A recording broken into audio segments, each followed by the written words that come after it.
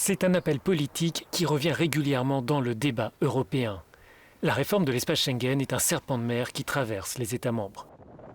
Face à la nouvelle vague d'attentats terroristes qui frappe l'Union européenne, le président français réclame une refonte de cette zone de libre circulation des personnes et succès du projet européen. Or, les experts soulignent que de nombreux efforts ont déjà été réalisés depuis une dizaine d'années.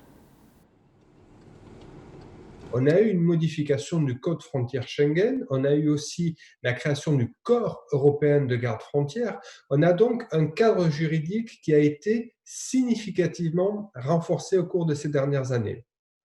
En addition de ce cadre juridique, on a vu aussi des moyens opérationnels qui ont été augmentés de manière là aussi significative, qu'il s'agisse de la question de Frontex, qu'il s'agisse de la création des équipes d'intervention rapide, désormais des 10 000 membres du corps européen de garde-frontières.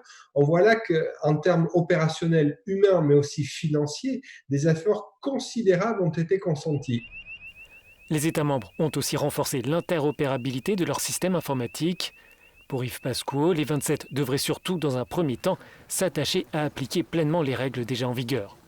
Dans le climat actuel, il craint que le débat se concentre uniquement sur la question de la protection des frontières extérieures. On voit bien qu'il n'y a qu'un seul sujet aujourd'hui qui intéresse les États et qui recueille l'accord des États, c'est celui du contrôle renforcé de la frontière extérieure de l'espace Schengen et du retour des personnes en situation irrégulière. L'asile est dans une sorte de zone flottante où il est pris en considération, mais principalement pour réduire les droits, restreindre les procédures.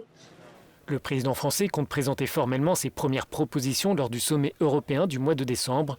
Selon Emmanuel Macron, le système actuel est parfois détourné. Le droit d'asile est fait pour les combattants de la paix, celles et ceux qui prennent un risque pour leur choix politique dans leur pays. Et nous voyons aujourd'hui arriver de plus en plus de personnes qui demandent le droit d'asile en Europe et qui viennent de pays qui ne sont pas en guerre, auxquels nous donnons des centaines de milliers de visas chaque année. Et donc il y a un dévoiement qui est utilisé par des trafiquants, par des réseaux clairement identifiés. Et donc notre volonté, c'est de mieux construire notre réponse commune concertée, de mieux protéger nos frontières communes, de mieux faire face à ces phénomènes contemporains pour mieux garder nos frontières ouvertes entre nous. La réforme de la politique d'asile et de migration, ainsi que la lutte contre le terrorisme, sont à l'ordre du jour de la réunion vendredi des 27 ministres de l'Intérieur.